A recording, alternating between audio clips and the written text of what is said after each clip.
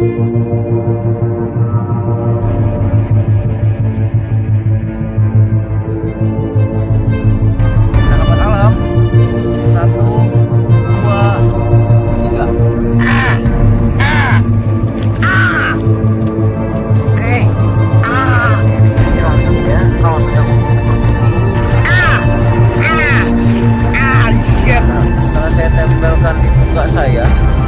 ini tidak ada apa-apa.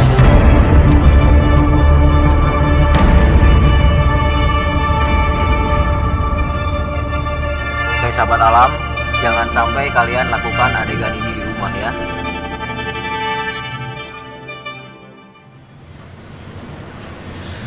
Halo teman-teman, kembali lagi. Kali ini saya sedang berada di rumah dulu. Yang pertama karena cuacanya lagi mendung banget, terus hujan gerimis dari tadi. Jadi kita putuskan konten di rumah.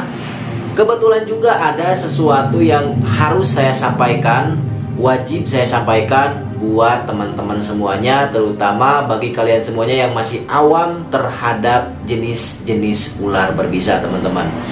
Ya, baru-baru ini saya melihat di sini ada beberapa kasus juga. Ini yang baru saja ya teman-teman, karena kasus sebelumnya itu tidak ter-up ke publik. Jadi ini yang baru ter-up ke publiknya itu adalah kasus gigitan ular berbisa.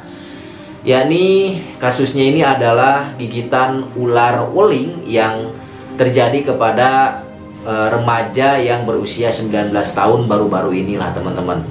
Jadi yang mirisnya itu, yang terkena gigitannya itu adalah remaja ya teman-teman. Dan memang masih awam terhadap jenis-jenis ular, terus awam juga terhadap handling ular. Jadi intinya masih awam lah. Nah justru inilah yang ingin saya sampaikan untuk video kali ini, terkait bagaimana kita harus mengenali jenis-jenis ular, lalu antisipasi ketika kita berhadapan dengan ular, terus bagaimana langkah-langkah kita terkait, atau misalnya ketika tergigit oleh ular apa saja yang harus kita lakukan. Tidak bosan-bosannya untuk video kali ini saya akan membahas hal-hal tersebut, karena sudah kita ketahui bersama sekarang itu banyak banget kasus gigitan ular berbisa, dan tak jarang juga tidak terselamatkan karena masih awamnya terhadap penanganan awal terhadap gigitan ular berbisa ini teman-teman. Kalau kita melihat dari kasus yang terjadi baru-baru ini, sebetulnya ini yang menggigitnya itu adalah ular weling atau Bungarus candidus. Bahwa kita ketahui bersama, selain Bungarus candidus ada juga Bungarus fasciatus. Nah, ini juga sudah sering saya bahas banget di konten-konten saya, antara perbedaan Bungarus candidus dengan Bungarus fasciatus. Karena untuk ular ini tuh memang dari tingkat bisanya pun sangat berbeda jauh teman-teman. Artinya ular Bungarus fasciatus atau welang itu sudah ada anti bisanya, sedangkan si ular weling ini belum ada anti bisanya. Yakni yang terjadi baru-baru ini adalah tergigitnya itu oleh ular weling atau Bungarus candidus. Ya, ular weling ini merupakan salah satu ular dari keluarga Elapidae yang memang memiliki bisa neurotoksin. Artinya ketika tergigit biasanya hanya mengalami luka goresan saja seperti ular tidak berbisa lah, karena justru cenderungnya menyerang organ dalam. Beda dengan ular viper yang biasanya ketika menggigit akan menimbulkan dampak efek terhadap tangan atau anggota tubuh yang tergigitnya, bisa menjadi pembengkakan dan lain sebagainya. Kalau weling atau welang biasanya hanya ada goresan kecil, lalu yang fatalnya itu di bagian dalam, karena itu adalah neurotoksin teman-teman.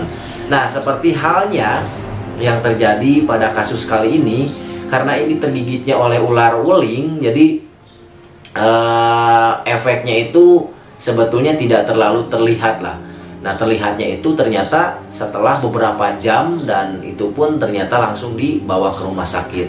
Seharusnya pas kegigit langsung diimobilisasi, langsung dibawa ke rumah sakit. Nah kalau yang sudah tahu ya teman-teman, makanya ini wajib disampaikan adalah ketika kita tergigit oleh ular berbisa jenis apapun, kita jangan banyak pergerakan, lakukan proses imobilisasi, secepatnya langsung bawa ke rumah sakit.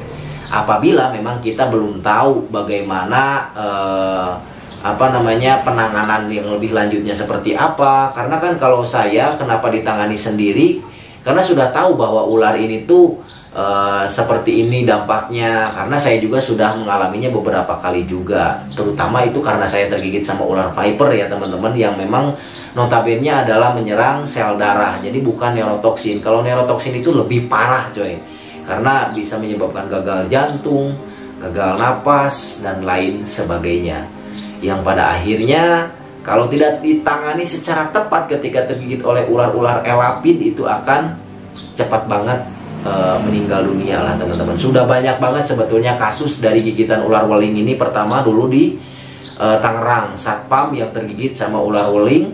Nah itu juga tidak memakan waktu begitu lama, karena memang antibisanya juga belum ada, sehingga ketika dibawa ke rumah sakit pun terlambat teman-teman. Karena pas kegigit itu si korban itu banyak banget pergerakan, aktivitas, sehingga bisa ular tersebut sudah menyebar ke anggota tubuhnya, sehingga telat penanganan yang pada akhirnya tidak terselamatkan. Sebetulnya seringkali ketika saya menangani korban-korban gigitan ular berbisa, terutama di perkampungan ya teman-teman, ini sudah saya saksikan secara langsung dengan mata kepala saya sendiri, karena tidak menutup kemungkinan, tidak bisa dipungkiri yang namanya orang-orang masih awam, apalagi yang di perkampungan, biasanya ketika tergigit oleh sesuatu ataupun ya terutama ular berbisa lah, karena di perkampungan itu masih ada kategori pawang ular teman-teman, atau dukun lah yang istilahnya itu bisa menyembuhkan seseorang yang tergigit oleh ular berbisa gitu teman-teman. Padahal sebetulnya dukun tersebut itu tidak menggunakan metode-metode secara kesehatan atau standar kesehatan seperti yang WHO sudah sarankan teman-teman.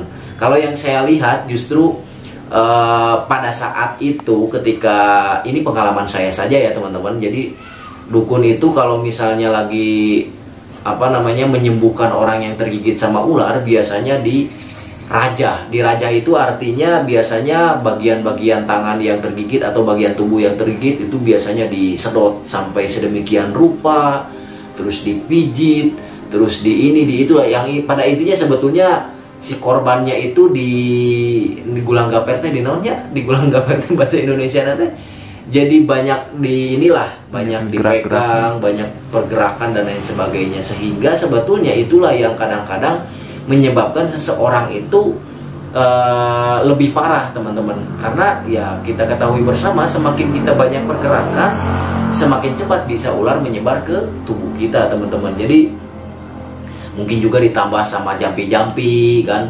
Kalau yang kita lihat dan kita perhatikan dulu ketika kita menangani yang di perkampungan pelosok, jadi ada yang pakai non itu teh bangkai ayamnya.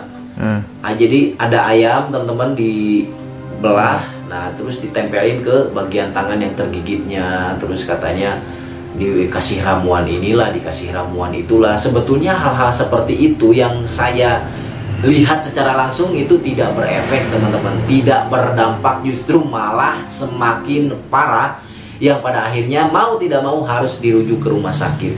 Dan alhamdulillahnya korban dan keluarga sudah saya kasih tahu setelah dipulang gaper sama si dukun tersebut, jadi dibawa ke rumah sakit, alhamdulillah bisa terselamatkan. Jadi terkadang hal-hal seperti itu pun justru itulah yang akan mengakibatkan seseorang itu tidak bertahan dengan bisa, karena ya tadi banyak banget pergerakan, terus yang tadinya harusnya tidak bergerak digerakin, disedot lah, terus disayat lah dan lain sebagainya, yang itu sebetulnya oleh WHO sudah tidak disarankan atau bahkan sudah dilarang, karena WHO sudah menerapkan sistem imobilisasi yang sering banget saya sampaikan.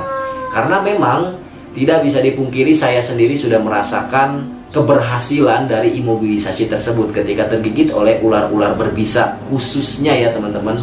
Jadi saya bukan hanya berbicara saja, melainkan saya sudah merasakannya dan sudah mempraktekannya secara langsung keberhasilan dari imobilisasi tersebut. Jadi kalau misalnya memang di perkampungan ada yang tergigit sama ular terus serahkan kepada dukun, ya itu sih balik lagi kepada apa namanya ya, kepercayaan kalian masing-masing lah. Karena kalau saya sarankan, tapi justru yang saya sarankan janganlah, karena ya sejauh yang saya lihat tidak berhasil coy. Justru lebih parah teman-teman.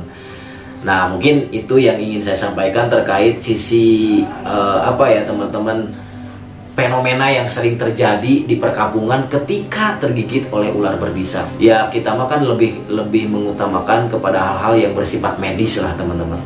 Apalagi kalau kita sudah mengetahui bahwa di Indonesia ini sudah ada anti serumnya untuk ular-ular tertentu, kita tidak akan terlalu panik ya gitu teman-teman. Karena di Indonesia juga saya tegaskan sudah ada anti bisanya, yakni Biopalen, yang bisa mengcover 3 jenis ular, yakni ular kobra Jawa, ular gibung, dan ular walang. Nah yang tadi, sementara kalau ular-ular yang lainnya itu belum ada. Tergantung kepada fisik yang tergigitnya, sama tergantung sama yang di atas teman-teman. Oke, jadi yang pada intinya juga dari video ini yang sebetulnya yang ingin lebih saya sampaikan adalah bagi kalian yang memang masih awam, masih belum paham terhadap jenis-jenis ular berbisa, terus bagaimana cara handling ular, cara memindahkan ular, ini saya sarankan jangan coba-coba berani, atau jangan coba-coba berani lah kalau memang belum berpengalaman. Saya sering menyarankan hubungi komunitas reptil terdekat kalau misalnya memang ada. Kalau tidak ada, hubungi pihak pemadam kebakaran, atau bisa juga mungkin hubungi orang yang memang sudah biasa atau ahli ketika menghandle ular atau merescue ular. Jadi jangan ambil resiko coy. Kalau misalnya memang kalian belum tahu, belum paham cara handling ular, cara memindahkan ular, itu lebih baik jangan coba-coba sendiri. Karena rata-rata ada juga kasus-kasus seperti itu yang memang kelihatannya pengen kelihatan bisa gitu teman-teman, yang pada akhirnya berujung celaka gitu. Mungkin itu saja yang ingin saya sampaikan dari video kali ini, bahwa kita harus lebih berhati-hati, kita harus lebih mengenali jenis-jenis ular berbisa dan tidak berbisa yang ada di sekitar kita, khususnya di Indonesia teman-teman. Jangan lupa di like dan di subscribe channel Sahabat Alam. Nantikan video kami selanjutnya.